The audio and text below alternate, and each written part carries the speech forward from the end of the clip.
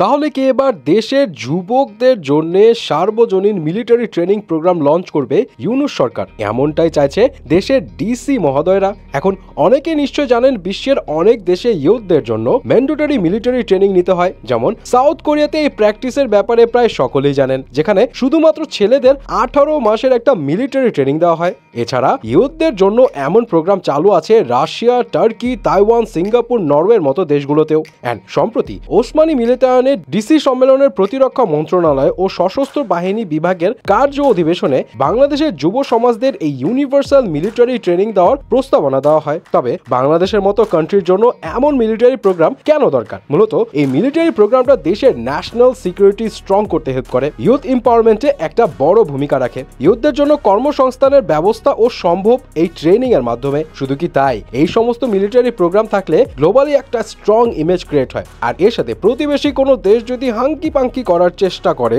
তাহলে এই রিজনাল পাওয়ার নিয়ে তাদেরকে 100 বার ভাবতে হবে। যাই হোক, আজ ডিসিদের মিটিং এর শেষে গণমাধ্যমে কথা বলেছেন প্রধান উপদেষ্টার বিশেষ সহকারী লেফটেন্যান্ট জেনারেল আব্দুল হাফিজ। এ ব্যাপারে সেনাপ্রধান জেনারেল ওয়াকারুজ্জামানের সাথেও কথা হয়েছে। তিনি আরো জানান, এইটা একটা রাজনৈতিক ব্যাপার, তাই জনগণের সরকারের সিদ্ধান্ত মিলে গেলেই আমাদের সেনাবাহিনীরা ইয়ুথদের জন্য সার্বজনীন ট্রেনিং প্রোগ্রাম লঞ্চ করতে রেডি আছে। তবে এই ট্রেনিং প্রোগ্রাম কি সবার জন্য হবে, নাকি কেউ চাইলে অ্যাভয়েড করতে পারবে? এইসব প্রশ্নের উত্তর জানতে হলে অপেক্ষা করতে হবে আসল ডিসিশন কবে আসে সেই দিন পর্যন্ত। তবে সুইজারল্যান্ড, সিঙ্গাপুরে কেউ এই ট্রেনিং না করতে চাইলে তাকে বেশি না 3 থেকে 5 বছর 14 শিকলের মধ্যে রাত কাটাতে হয় আর কি।